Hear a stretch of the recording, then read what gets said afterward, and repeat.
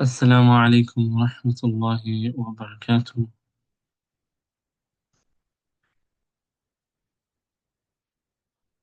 Inshallah ta'ala will shortly. We'll wait till 3:10 roughly, or so, Bismillah ta'ala, before beginning.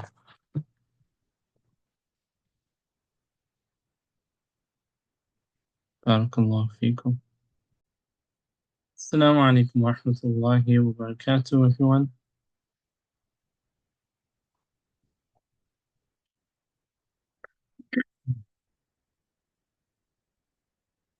ورب اشرح لي صدري ويسر لي أمري واحلل عقدة من لساني يفقه قولي.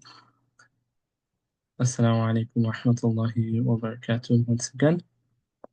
And inshallah ta'ala, we'll begin promptly the Integrative Intellect podcast, and this is part two for those that aren't aware. Inshallah ta'ala, we'll be exploring the role and importance and power or value of integration.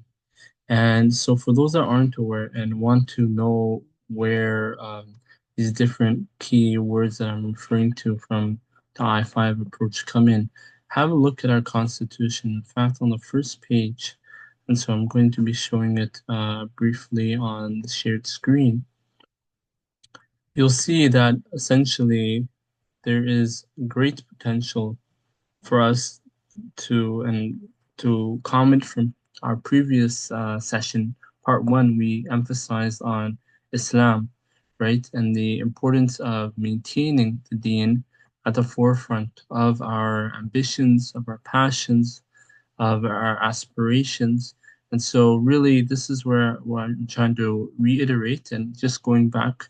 And I want to really emphasize on the importance on emphasizing and integrating the Deen within this holistic approach. And so, across a series of five episodes, we can say, within this podcast, we'll be focusing on Islam, investigation, inventions, integration, and implications.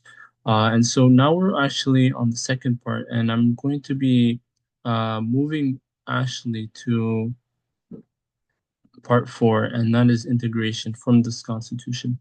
The reason I say this, and hopefully you'll see the change in screen. Assalamu alaikum wa rahmatullahi wa barakatuh, Brother Abdullah. Walaikum salam. Good to see you here. Alhamdulillah, how are you? Alhamdulillah, I'm good. Just thought I'd check in what you're doing in this class today. Jazakumullahu Khairan Katheera. I really appreciate it. May Allah subhanahu wa ta'ala bless you. Inshallah, Ameen.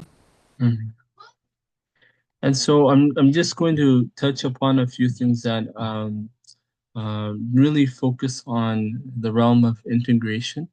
And so I mentioned earlier about the importance of it, and I'm going to be going through integration from, I guess, the definition of what I mentioned here. Compiling acquired knowledge from any field and or specialty or occupation for knowledge translation, development, and or presentation. And so what that means is that imagine, just like I showed, figuratively speaking, the neurons that are present within a brain, generally speaking, are interconnected between different lobes, different regions, essentially, of the brain, and they all help to operate the brain collectively while having unique, specialized traits, and so, or parts and functions. And so, with this in mind, in a similar analogy, an integrative analogy, think about all of these different dots as different fields. So you have, perhaps here in blue, medicine. In green, you have ecology or environmental sciences. In red, you have mathematics. In purple, maybe economics or physics. In pink. So, like the idea is that there are so many fields, right? A plethora of fields out there. Hypothetically, you can imagine like thousands and hundreds of thousands, or at least tens of thousands of specialties out there, within different fields in of themselves, and many more to be uncovered, right, within Allah Ta'ala. And so the idea is that, subhanAllah, and quite important, notably, us as Muslimin, we believe our foundation, our base is al-Islam. And so think of that like as your brain cord or so essentially as the neural cord that essentially of following development becomes what we have as a spinal cord, essentially connects the brain to the spine. But the idea is that I just want to reiterate integration is such a powerful key component of becoming a scholar, becoming a scientist, becoming someone of capacity to be able to understand and solve unique problems and challenges that our ummah faces. So I'll be touching upon my past actually, in terms of history for myself. Alhamdulillah, Alameen, Barakatuhu lil-muttaqeen. Allah subhanahu wa ta'ala has blessed me to be able to take on different initiatives, even as a youngster. And so for context, I grew up in Scarborough and in Toronto, Ontario, in Canada. And so essentially, I went to a public school, and alhamdulillah, Allah allowed me to excel academically to the extent that I went to different schools and I went to an Islamic school to pursue my excellence beyond the public school arena. And alhamdulillah, with Allah's mercy, I was able to excel academically, but I also had this urge, this drive to connect my excellence from an academic side to an Islamic side. Because, sometimes even nowadays, you can find people that are, amazing scholars in the sciences, secular or academic sciences, even though they're Muslim, they may not have the fundamentals down. And so, or let's say the Fardul Ain, essentially their individual fara'id in place. And so, of course, all of us um, are fluctuating in our iman, but it's important to not, deviate, of course, beyond or deviate from the Sirat al-Mustaqim. And so I say this in terms of integration because, growing up, especially like in middle school, high school, I was thinking like, how am I going to maintain my deen and not only just maintain it, but excel and prosper through it while achieving excellence in academia. And so this is something that, subhanAllah, is something that I personally believe is a dear trait for me, being able to integrate different fields as I touch upon later on. So, and actually, Brother Abdullah, any questions from your side? Did you have any questions, thoughts, any reflections?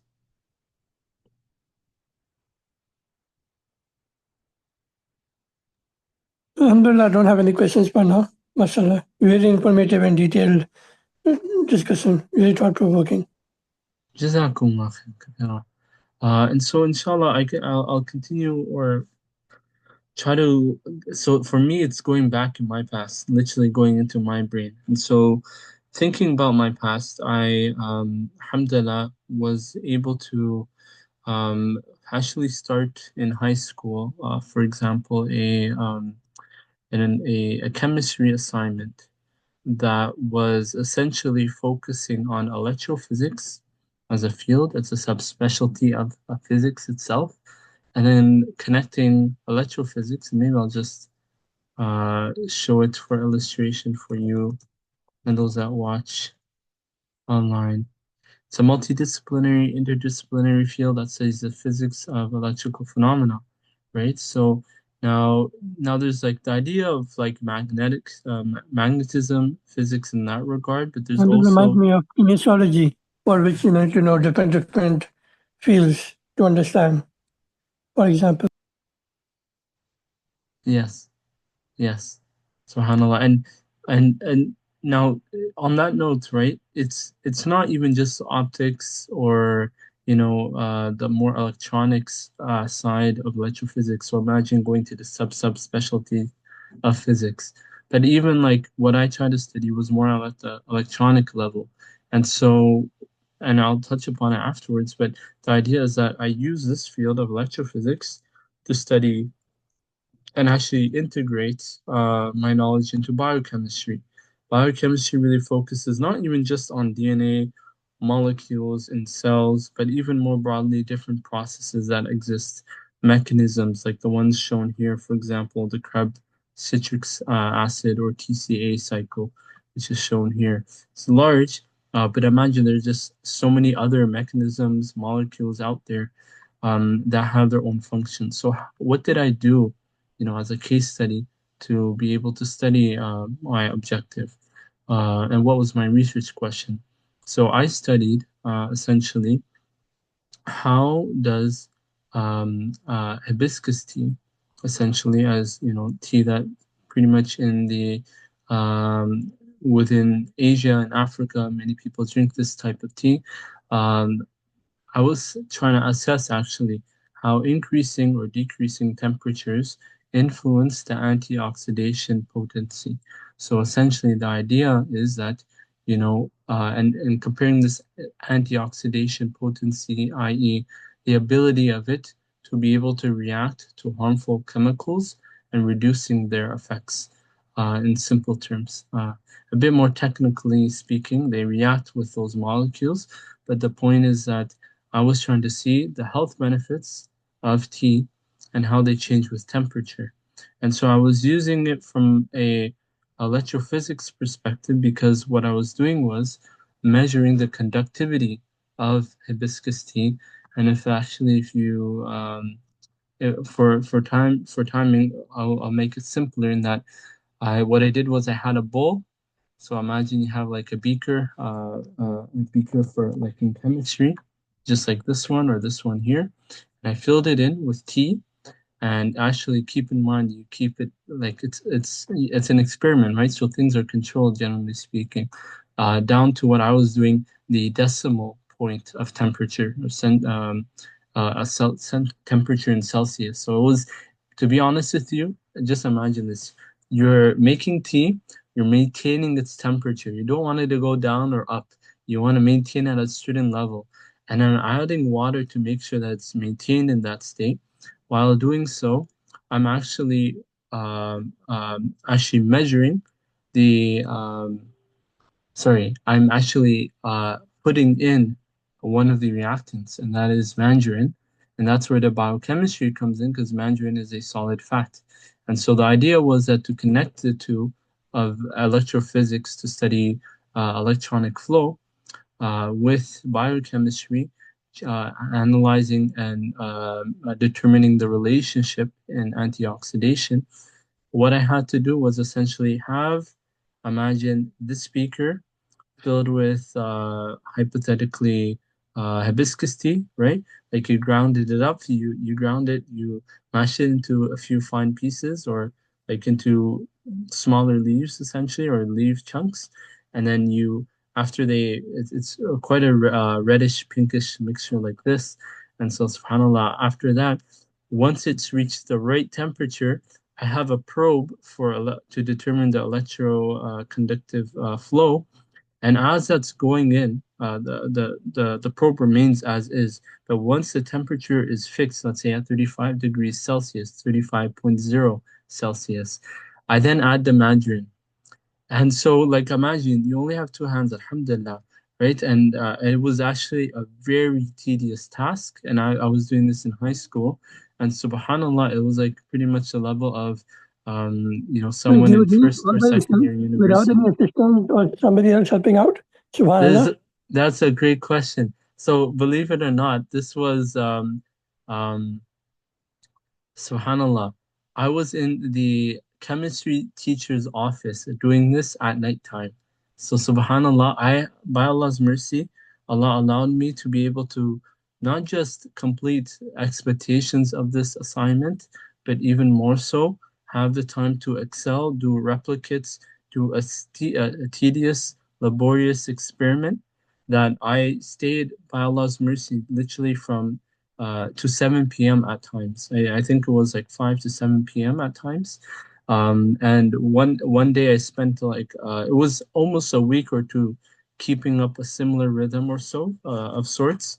But I try to like push essentially near the end because of the need for more data to be pushed forward for this experiment to have to stay a bit longer. And so the Teacher left. MashaAllah, the youth would call it you were locked in. I was MashaAllah. locked in, theoretic, linguistically, and figuratively and realistically. Subhanallah, it was quite an experience, and by Allah's mercy, it was successful, and I was so happy to see the results by Allah's mercy. And in fact, Subhanallah, Allah allowed me not only to excel in that regard, but even by His mercy. The experiments were so excellent. Bidnillahi ta'ala, they were ready. I was actually initiating to have it, and I'll bring it up perhaps in due time, inshallah. But the point is that there's so much potential, and I said antioxidation potency. But when I was growing up from that time onwards, I thought, subhanallah, just imagine a similar thing of like integrative potency, or integrative potency, meaning that, like how strongly integrative can this experiment or this situation or this event be. And so, subhanAllah, like for me, even from then on, subhanAllah, I was able to present this research and win bronze as a first student from my high school, alhamdulillah. But in really just, moving from there on, I was able to, have a similar philosophy or mindset for integrating other fields. So, for example, in the same, actually, even before then, but during my high school, I had the opportunity to do an extended essay and, or essentially do a large analysis or like a report for quite over a year, subhanAllah. And I was integrating biomath, so essentially mathematics with biotechnology. And so, subhanAllah, that's actually the field that I'm still in, biomathematics, essentially. I took a different route That's a then. very niche field as far as I know. I remember some of my friends were interested in that field, but Mm, yes, sorry, continue, Brother Abdullah. yeah, they're very interested, but they realize that apart from research, it's very difficult to actually get any kind of career in that field unless you go to some kind of space institute or something. Hmm. That's a good point. But it actually depends on how you want to go, and I say that because some people like myself may want to, depending on their interests, pursue engineering, or pharmacy, like pharmacology or pharmaphysics. Like there is many, like while it is a niche, it is a critical niche for many fields. So within pharmacy, in industry, R&D, medicine, even becoming like in within research, even becoming a PI, for example. And there's a lot of like investments into this. While there is a lot of theoretical analysis, indeed, has a lot of application to human health, as you can literally see here, coronavirus, the pandemic, protein folding, biochemistry, more in the biochemistry realm, systems biology, like more like the mechanisms, and actually part of my grad program. But subhanAllah, there's so many ways of being able to uncover unique things. And subhanAllah, this is my first time seeing in Arabic. Perhaps this is a journal, subhanAllah, conference, mashallah, in biomathematics. So it is indeed emerging to a degree, like it's growing in popularity or in awareness, but it's something that subhanAllah, has great capacity for our ummah more broadly as well. But subhanAllah, yes. Any other thoughts, Brother Abdullah? Yeah, that answers my question. Alhamdulillah. Alhamdulillah, wa alameen. عاقبة للمتقين. And so with that in mind, um, I think to make it simpler for those also watching online, I'll provide some devote the next half of the podcast today for a few practical tips and expanding on them, bidnillahi ta'ala. Now I spoke about my high school life or curriculum, but or that part of my life, that phase of my life, but that translates to many other parts. And so, what I would say for those that are in like undergrad, high school, university, graduate school, community college, in industry, out like an alumni or outside of academia more broadly, my advice is expanding your breadth and depth of knowledge. Normally, subhanAllah, people will think that, it's always key to have depth, in the depth in the sense that, and it depends. You have two sides to the story. People that are more focused on depth in the sense that, like the depth of an ocean, people want to go down to like, the very sub specialties, almost until, like one of the very few in Canada, Toronto, Ontario, Canada, or in the world, right? Like in our case, I'm actually one of the few scaling biologists in Toronto. There's only actually myself and a student I was teaching. So she's inshallah going to become, she's a Muslim, alhamdulillah, inshallah ta'ala, that may continue in this realm. But there may be others that I may not even know, right? So the idea is that, subhanAllah, even hypothetically, let's say 10 out of, 10 million people, you're one out of a million, within a certain range. So the idea is that, of course, there are many beneficial, very unique specialties. And within that, over time, when people, you know, um, explore in depth those specialties, they come to appreciate the minutia or like the very minute concepts of life. But one thing that's important as well is to never like over emphasize your life within those pixels. Reason I say that is because, for example, let's say I am into biomathematics like myself, but then I don't understand, And that is what you're saying is actually very correct because some researchers they get so deep into research that they start neglecting their health, for example. perfect example, subhanAllah. That was the example I was about to say, subhanAllah. Do you want to expand actually? No, you can go ahead, no problem. Okay, inshallah ta'ala. It's a mashallah, brother Abdullah beat me in the sense that, subhanAllah, think about it like this. I'm studying biomathematics and I'm maybe focusing on just the convergent relationships of that field, right? Focusing, let's say, on protein geometry. Just let's say that as one example.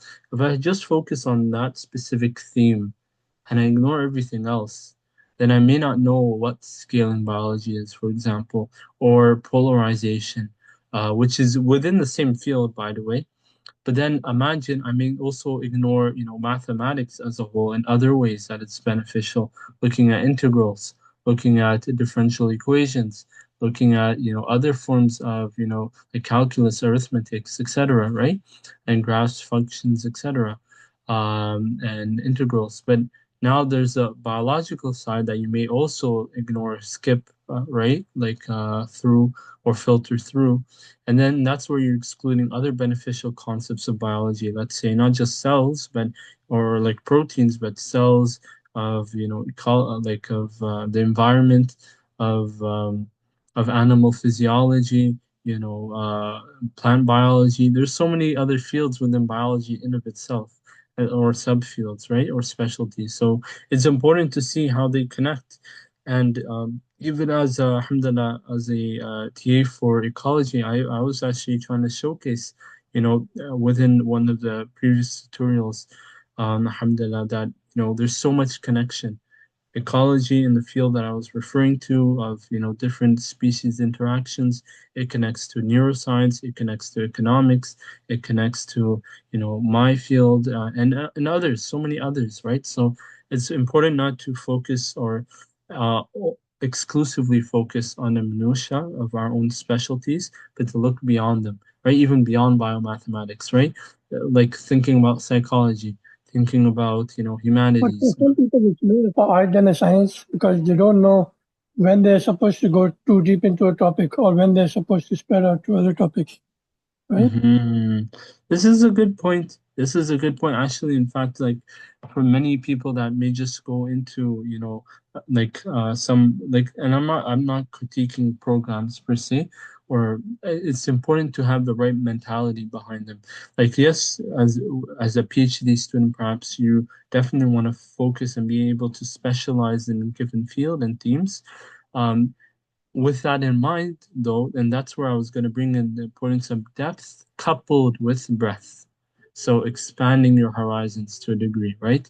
So like you can for example, not just be, a jack of all spades, right? And just like, reach the sub level, like the surface level of many fields. But why not? And this is where us as Muslimin can excel as, incoming polymaths of multiple fields to have excellency subspecialty focus and expertise across diverse fields, right? That's where the polymaths come in, right? If you think of Ibn Sina, Ibn Haytham, all of these, so many scholars, of the past that were excellent in chemistry, in fiqh, in, medicine, in poetry, in governance. These are like generally unique. They are, subhanallah, they are diverse fields, yet they had unique standings and depths within them all. And that's why, or across them, at least. And that's why I think it's very important that, when we think about our ummah, when we think about our golden age, it's important that we have that mindset to, explore, across horizons, across professions, across dimensions, in fact, how we can excel. Sometimes people, and I understand for programs, for like an undergrad, for example, in university, people may, try to find out which program's best for me. Uh, I perhaps, for example, took a specialty approach, but there are other people that will take, like my sister, like they'll maybe do a major and two minors, or, two majors. And there's a plethora of options out there that Or make even for if, sorry to cut you off, even if they don't want to take any minors, for example, and only do a major, they could do an elective in a field which is outside their study, right? That will also yes. benefit a lot, at least to broaden their understanding when they're talking to people of that field, so they know where they're coming from. For example, Mm-hmm. if a person is doing an elective of economics while he's doing engineering, for example, he'll Mm-hmm. understand where the potential business majors are coming from. When later on in in his or her career, they're talking to finance departments or procurement departments. So they say, hey, okay, this is how we do things. This is the technical aspect of it, but this is how it may affect your economy. That's a great point. Subhanallah, an excellent point. Bidnai ta'ala. And I think this is something that we want to like shed light on well, in the most appropriate fashion, of course, right? Because there are some people, for example, they may be, like myself, very ambitious, focusing on different fields, and some people will take the path of, focusing on breadth more so over depth, and others that focus on depth over breadth. And so the idea is to really converge the two, find a middle ground, balance the two, axes or spectrums so that they're in the middle, even if that means that, they imagine become Bidhinaitana specialties, or specialists in three different fields. You have this like in different, and I actually believe that this is a fundamental or unique trait of polymaths, that they're able to, excel across multiple fields. Think of it like as this. Imagine a chemist, a economist, and a physician, or even a politician, all combined in one person. That's as imagine you living three different lives in one. And the idea is that, and with that in mind, it's not like you're three different people with three different lobes all functioning individually or independently from one another, but uniquely they integrate, right? So that's where, as Brother Abdullah pointed out, you have unique situations where you're able to understand different environments, different experiments, different settings and situations where you're able to excel and stand out from the crowd, right? So, and that's something that I think is very important and really builds bridges between different cross paths, different environments, and even conferences as well. And I think that's the first point of practical tips. The second is to really think about, now, let's say you've studied these different fields, right? Let's say like you're in undergrad. or in university and you studied like, usually you take like 40 courses, 20 credits essentially. So let's say within those 40 courses, across six different major fields or core fields, you garner the knowledge, right? It's think of it like this. You have now all the information, let's say, on across like within a mega-sized textbook, right? Think of all the lectures, all the material that you gained throughout your undergrad or even postgrad life and or phase. And so the idea is that taking that all together, you need to be able to have an ambition to apply that knowledge, right? So, sometimes we think mathematics is only theoretical. Personally, I differ, and as you can imagine, being a biomathematician, you're connecting the dots between numbers and cells, right? And so, literally, and so the idea is that, you know, different fields, Another example would be, for example, sorry to cut you off again, but oh, another example would be somebody who is doing, for example, quant financing, right? Where they are looking at trading and stocks, etc. How can it be bought and sold at the right time? Okay, for making profit, business, for example. Okay, so there are many examples like this where math does come back, apart from just the normal sciences of engineering and technology, etc. yes, yes. And so those are correct, subhanAllah. And but with that in mind, it's like, and the reason I'm looking back is like to have a holistic approach, and that's where the I-5 approach that I mentioned earlier comes from, in the sense that, subhanAllah, and I want to correct in myself in this regard, that, there is there's the ability to holistically connect to these fields, right? And there's, like the idea that you could transfer your knowledge between these different points, these different neurons or cells, and be able to, once again, understand concepts in a unique way. For example, when it comes to mathematics, right? I would think as a child, how do I apply math even as I walk? Like going through Pythagorean theorem, the idea is that you don't just, walk from one corner to another, but sometimes you go through, diagonally different locations to get to the most efficient to get to your location in the most efficient amount of time or distance.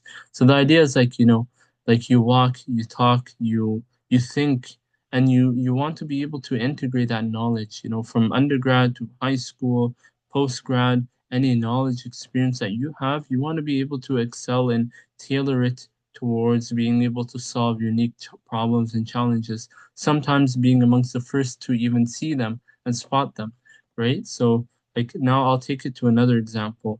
Let's say you're a researcher and you uncover a new cell. Now, if imagine, and we don't know everything. Allah alone is Al-Alim. He's all-knowing. And so, if Allah allows you to be able to find a unique cell in the human body, the question is like, okay, subhanAllah, now you see the cell, how does it integrate with your prior knowledge? How does it connect to other cells? How does it communicate to other cells? How does it, become impacted by disease? Does it have any disease implications?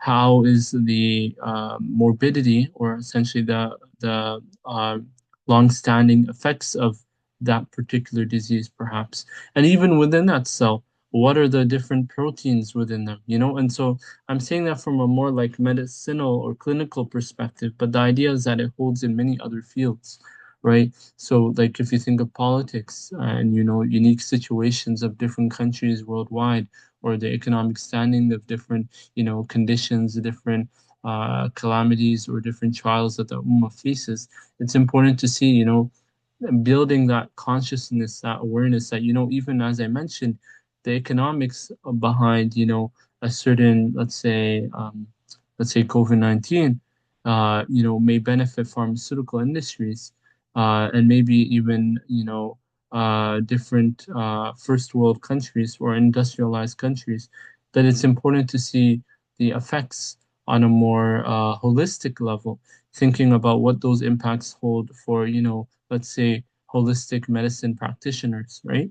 Who maybe use, home remedies, herbal remedies as well. So you see like how that's just a case of just illustrating the impacts that, let's say, if you're at the more governmental level or the federal level or judicial level, that you see, okay, subhanAllah, you know, this economic trade-off is having a unique effect on, the agricultural industry or the herbal industry or the medicinal industry or clinical or research or, even mathematics or STEM industries, right? And so that, or in academia beyond and beyond, right? So the idea is that we want to be able to, and I think this is important that you students and people beyond academia should always try to explore, to think more, to never stop learning and or at least growing in their knowledge of being able to think and critically and integratively indeed understand different problems across fields and how within a certain problem, within any particular problem, you can connect so many fields together. That's probably my takeaway message for at So least just this a point. practical thought I had just Yeah. now was, does that mean that even beyond academia, if people can and afford to, they should try to go on and try to learn new knowledge, even if it's in the form of research papers, etc. Not Yes. just say that, oh, you know what, I'm on social media, so I'm getting new knowledge, but go a little bit more beyond that. Meet experts, meet professors if possible. Okay, even if it's in the weekends, even if you cannot meet them, try to shoot an email to them and say, okay, now I have this idea. What do you think of it? It may be that one person may be really deep in one topic, for example, neuroscience, but another person might be really good at another topic like biomathematics, and both of them could complement each other, inshallah.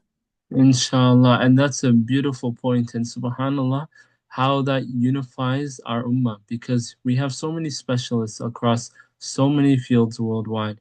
And just imagine if we had like this collective union of brothers and sisters, sharing their knowledge, sharing their ilm, that could magnify, amplify, and not just even integrate, but holistically augment our a universal reality of being able to see things integratively. So, like a brother may come from engineering, a sister may come from economics, a brother may come from medicine, a sister may come from law, and all of them come all together. Imagine from like hundreds of different fields, hundreds of brothers and sisters of different specialties, all integrating within this one area. That's how, subhanAllah, we can create so many unique phenomena or understand so many unique phenomena, create so many different theories, be able to, expedite the golden age, to return بإذن our golden age, if Allah wills. And so, that's something that definitely taking a more universal and unified approach is key and fundamental. So, barakallah fikum, Brother Abdullah. 2025 का March. Oh, yeah, cool. Never And mind. no problem, no problem. And actually, that led to my last part in the sense of right networks or like connecting in subhanAllah of, or at least connecting with those people, connecting with people that, sometimes are outside your scope, outside your visual acuity. And or what I mean is not just how far you see or to where and what extent do you see, but more so what you've learned, what you've understood. Some people, for example, alhamdulillah, may pursue engineering at, let's say, here in Toronto. And then there's another brother or sister that's an expert in the same field of engineering, let's say civil engineering, but in Alberta or in British Columbia.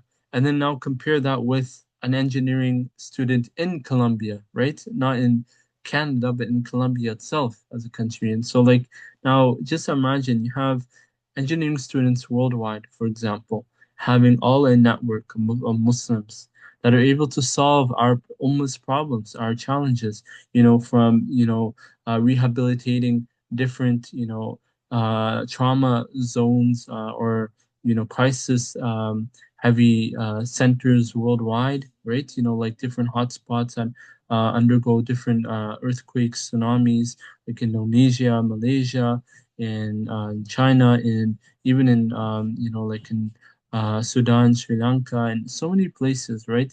That we see like there being floods, and sometimes the homes are not even sustainable, right? Because they're being built in unique ways that are often within the reach, the geographical region, right, of a given country, and so they're not always stable by using like iron, let's just say iron domes, essentially, and so or like using like concrete and beyond wood, but more like bricks, concrete slab, etc. And so that's where us as that's just engineering in of itself. And in fact, I said civil engineering, so just a subspecialty where we're all unified within that same level of depth.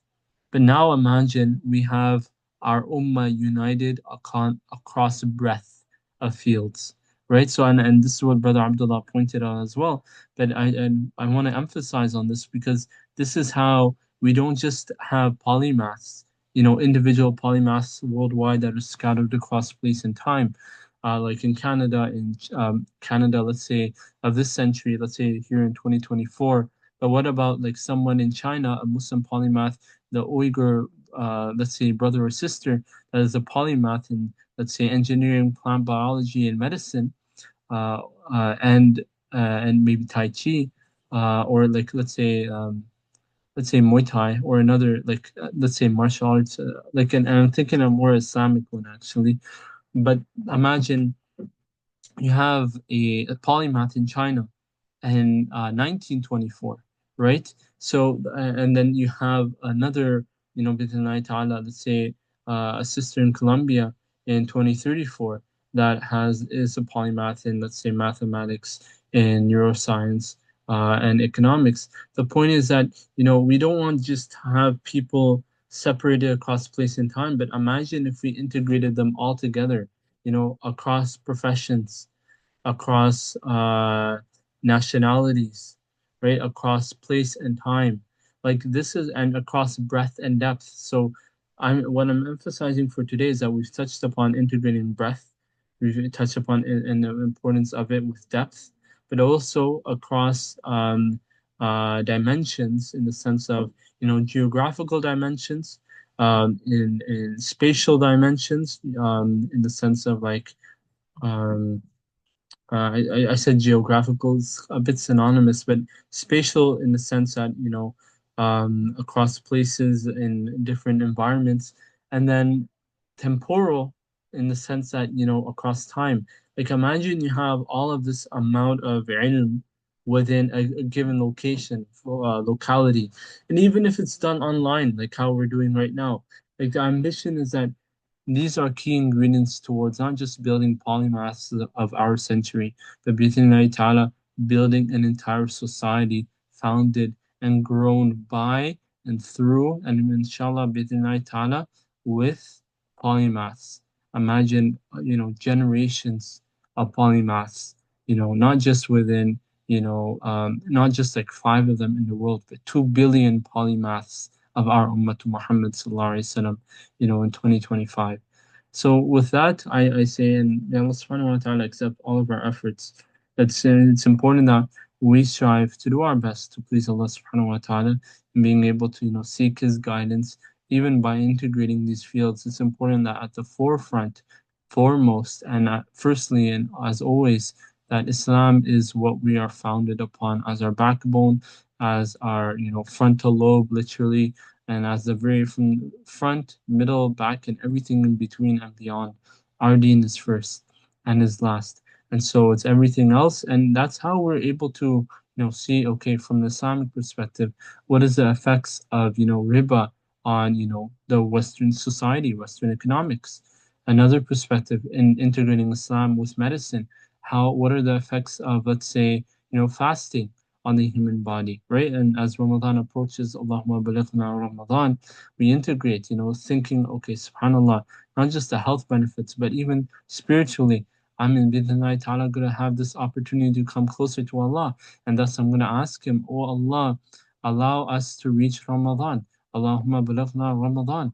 And so these are ways for us to really see holistically, build a holistic level, integrative level of intelligence such that we're able to see and appreciate and elevate within Allah Ta'ala ourselves, our communities, our families, our communities, and our entire Ummah to Muhammad Sallallahu Alaihi Wasallam, so that we're able to reach our golden age once again. And may Allah subhanahu wa ta'ala allow that to be the case for us all. Ameen Ya Rabbil Alameen. And before I end off, any questions, Brother Abdullah? No questions, Alhamdulillah. It was very informative. Okay. Inshallah, it reignites the spark in everyone to know more, not just more about their own fields, but also explore the other fields. And never hesitate to reach out to another expert in another field. Even if one says no, or two say no, or 99 say no, there will be somebody else, inshallah, who will say yes. Inshallah. Inshallah ta'ala.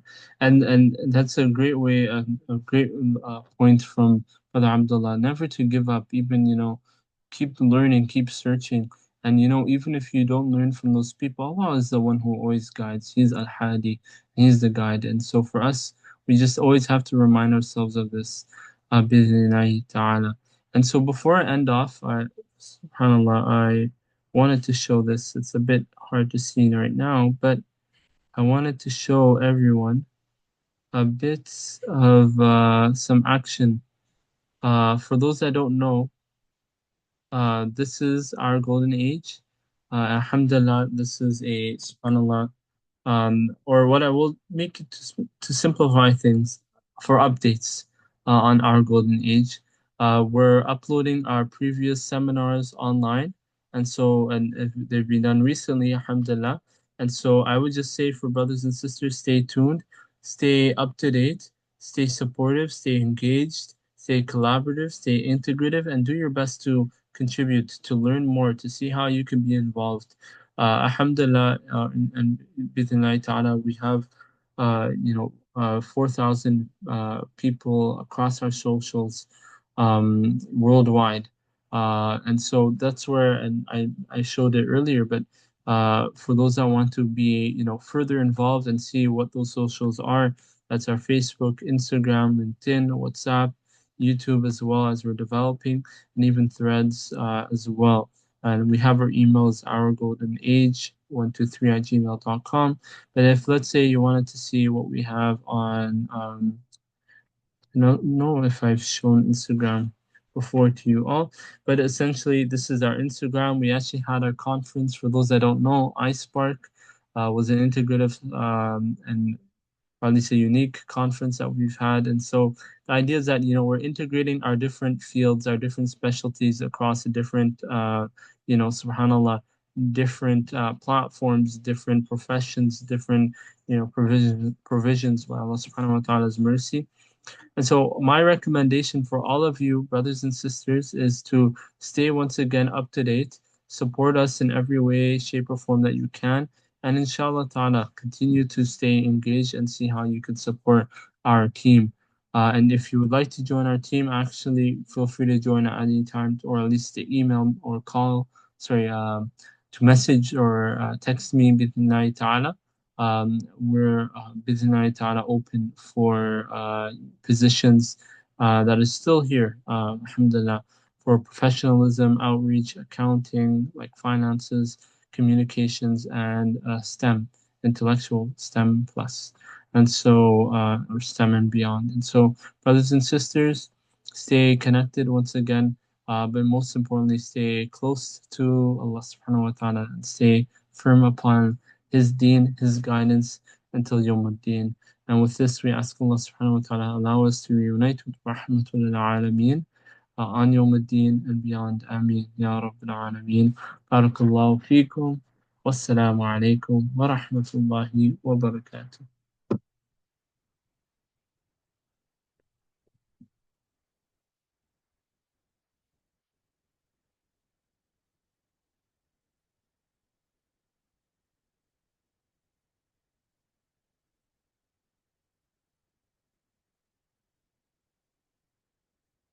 Jazakumullahu Khairan Katheera, Brother Abdullah.